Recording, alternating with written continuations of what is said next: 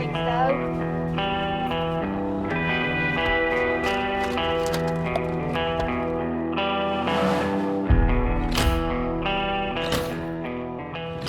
All right, got me a little bit of bulge angles for the trip.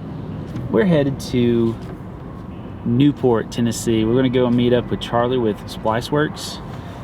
Charlie makes recovery gear. He makes handmade soft shackles. He makes handmade kinetic recovery ropes, winch lines, static lines. And he reached out to us and said, hey, love what you're doing. I'd love to sponsor you guys with some gear. Test it, try it, see what you think. And so I'm gonna go meet him halfway. He's actually from Asheville. Gonna meet him halfway up in Newport and just kind of go over the gear. And I've also got one of these guys that's gonna get spliced onto the new winch line. And yeah, we're gonna give this a go. We love folks who just come up with an idea, and these are small businesses.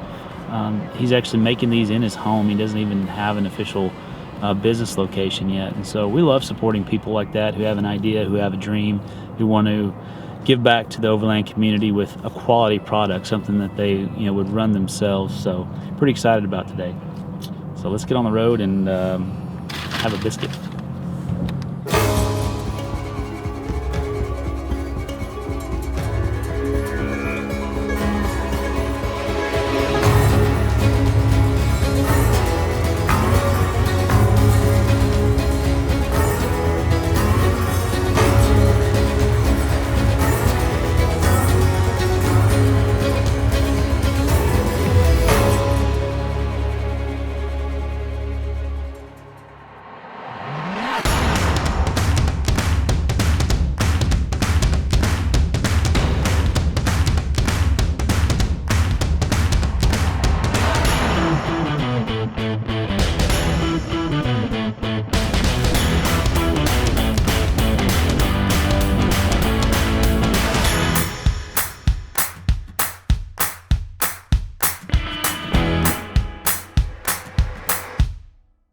All right, guys, we are in Newport, Tennessee, and I'm here with Charlie with Spliceworks, and he's going to walk through a little bit about himself and then show us some of the products that he makes as soon as that truck goes by.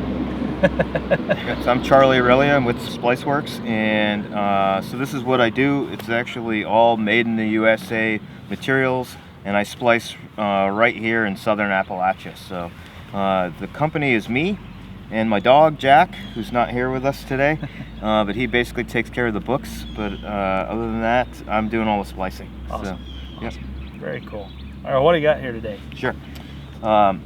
So this here is a kinetic recovery rope.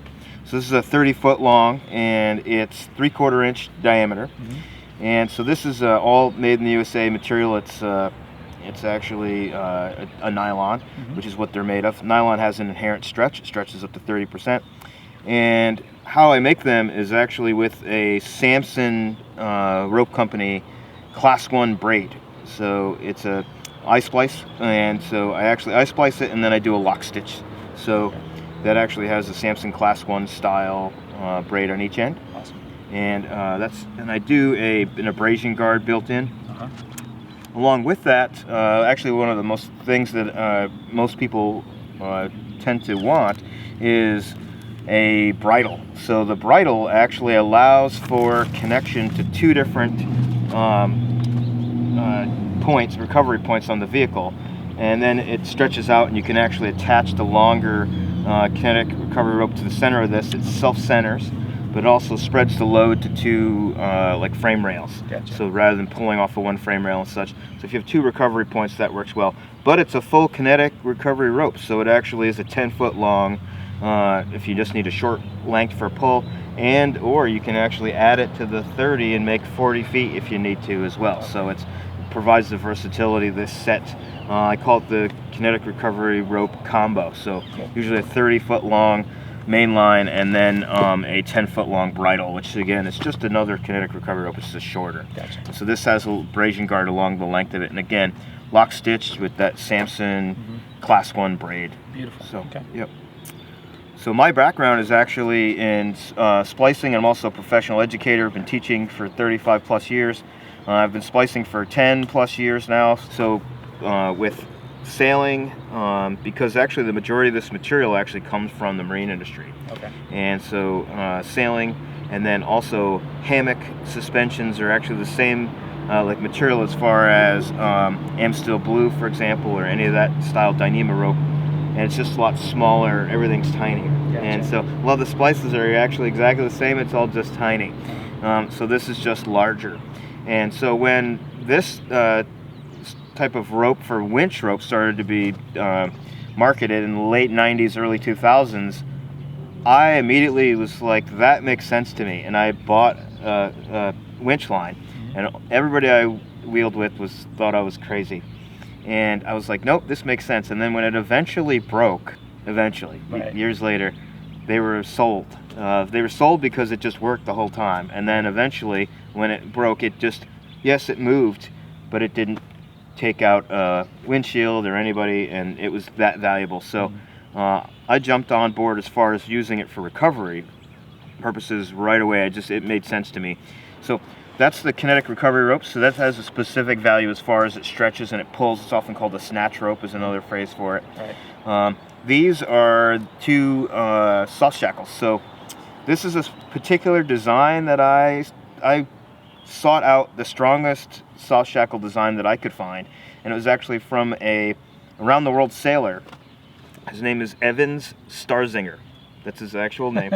And it was he and his wife sailed around the world. All of his particular research, because he was very meticulous. I think he was like engineering perspective is the way he worked. And so he did a bunch of full like documented testing of all different types of soft shackle designs and all different types of splice designs.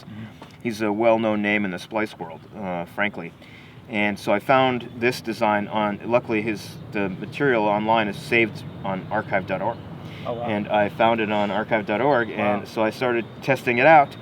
And it's a very strong shackle design, and it actually ends up that 4 pieces of the soft shackle are here, so it's buried within itself here. So when the noose goes around, it's actually sitting around 4 other pieces of 3/8. Gotcha. So typically with the standard button knot that's used for the soft shackle, what happens is the knot ends up pulling apart and damaging. That's not the case with this particular design. When this eventually goes, if you bring it to its break point, it will actually be the noose is the weakest part.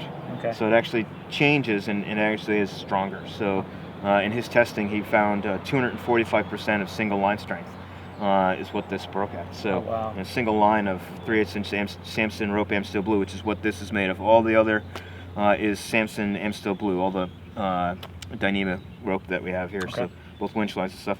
That's at 19,500, 19,600 in that area. So it's a strong shackle. And I designed it in that it has an abrasion guard that's both removable for 2 reasons. One is, now I can inspect the shackle, and I can go, okay, is it damaged? Because it is one thing with synthetic is that you need to with wire and metal things too, but you need to definitely do that with synthetic because you need to look at it.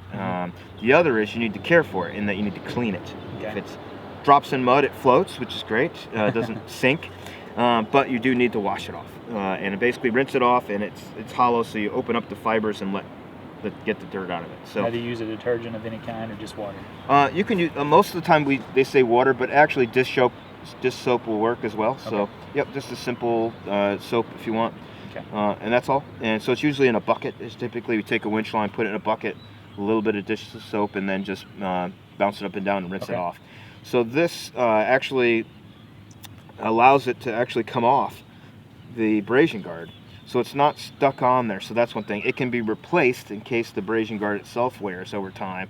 And it allows it to, so when you're actually have it set up and pulling, it's going to be pulling there. And typically you always want the knot in the center if you can. Doesn't always work out that way, but that's ideal. And then pulls off. So then this can be removed. It can be, the shackle itself can be inspected. It can be cleaned. And this is replaceable. I sell replacement abrasion guards. This is our standard length one. So it ends up being about 7 inches. When how shackles are actually measured is when they're pulled taut. That's the diameter, inside diameter. It's not this diameter. It's that diameter. I see. It's and they're working like configuration. So that's our standard. This is our extra long. So we got one of the, or it's actually the long. Can actually make them in any length, but this is the other size. I tend to offer these two sizes, standard and the long. Okay. And so this has a couple of values. Is you can put this around something larger that this won't fit, okay, and then you can also still hook to it. And the other advantage is you can actually take this, and if depending on the recovery point, is you can run it through there twice, okay, and then hook it back to itself. So now you've just strengthened, okay, that connection. Gotcha. So that's the value of this. It doesn't take up really any more space, and it's not really any more weight. We're talking about carrying it in a vehicle, so it's sure, not like it's on my back alone.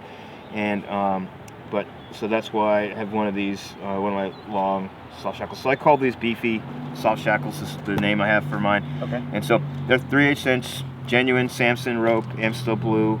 The abrasion guard is actually blue water webbing. Everything is made in the USA. There's gotcha, not a single thing here that isn't, including the lock stitch line. Okay. This again is made from genuine Samson Amstel blue. This is a 50-foot winch line extension.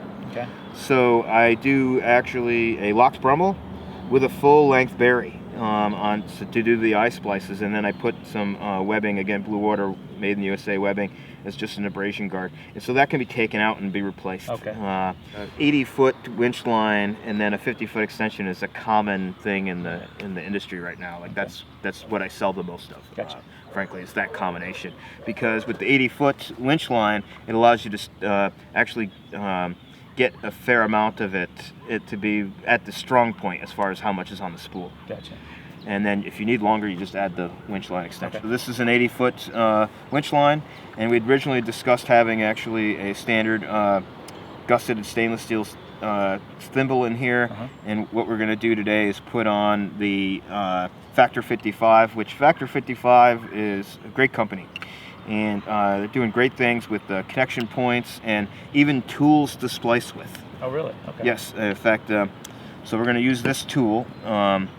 And so this is their fast FID, they call it. So FID is the tool that's used for splicing. It's one of the primary tools in splicing. It's usually a long, cylindrical, often piece of aluminum at this point, could be wood even. It's got a soft point on it. And they've come up with something that's like Chinese finger cuffs. So you actually stick the rope in here and it holds, and then it allows you to splice easy, and it holds different lengths as well. So this is well worth the cost, and it's a Factor 55 fast fit. And I strongly suggest it also to carry in a kit as far as like trailside winch line repair. Really? Okay. Absolutely. This makes it quite a bit easier. Otherwise, you're taking a pen or a Sharpie or something and taping the line to it, and it can, if you're not great, like it could get caught as it just makes it much more challenging at times. Yeah. And so this just makes things so much smoother. Okay. And so strongly recommend it. So if you want, we can get to actually splicing this. Awesome. Let's do it. Sure.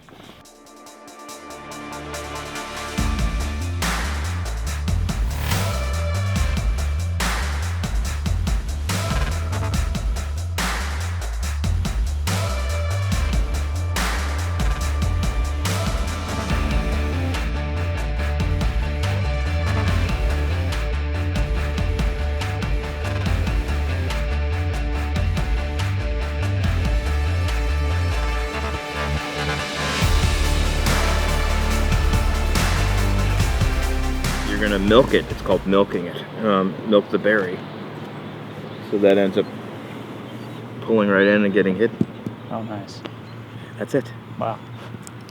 That's awesome. That's the splice. So, full lock Brummel. Full length long berry. So that isn't going anywhere.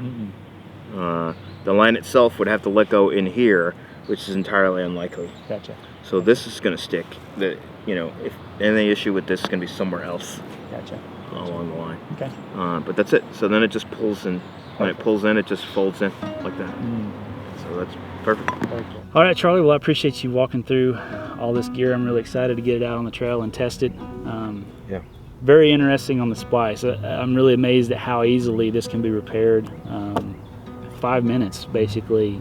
After you snap a winch line, you could really be back up and running. That's a big change from the steel rope. Not to mention the fact that you don't have all that potential energy from all that mass floating out there under tension. So Yeah, absolutely. definitely safer when you have people like us with a family that's going to be kind of floating back behind the scenes. The idea that stuff isn't going to be flying around as much is definitely a much better idea. So where can people find out more about your products? So at the moment, I primarily function through Instagram and Facebook. So Spliceworks on Instagram at Spliceworks, and on Facebook, Spliceworks LLC. And like I said, everything's made in the USA product, and I do it all right in Southern Appalachia. So my goal is to provide a good product that's tested and functional, and like this is everything I carry. In fact, I have this same exact set basically in my truck with a couple extra saw shackles and such, but it's stuff that I think could get in, that anybody who's out there traveling in snow or in remote areas or anything, that a set of kinetic recovery ropes and stuff would be something as a minimum to have. And then you have a winch to have a good quality synthetic winch line. Like you said, you also save weight. It's upwards of like 40 plus pounds if you switch from wire rope to synthetic just on the front of your vehicle. So it's a significant value there, as well as the safety concerns. Awesome. So, yeah. All right, Charlie. Well, I appreciate your time. Yeah, thanks you. Thanks for the gear. Looking forward to using it. All right, guys. Got some new gear to test and try in our upcoming adventures. So pretty excited. I tell you what, it's awesome to find these folks in 600 feet, make a U-turn, who have some incredible ideas and who focus on quality, who aren't just trying to put together a bill of goods to get your money, but are first passionately involved in the community itself and want to create products that the community can rely on and then back it up. That's what we're all about. That's what we want to support. So thanks, Charlie, for the time. Thank you for your products, and we're looking forward to trying them out. So now let's head on back to the hacienda and work on some more editing, because we got all kinds of videos coming your way. Stay tuned. Lifestyle Overland is supported by viewers like you on patreon.com/lifestyleoverland. If you like what we do, consider joining our community for access to our favorite campsites, exclusive content, and so much more. Even $1 a month goes a long way. Thank you, Lifestyle Overland patrons, for your continued support.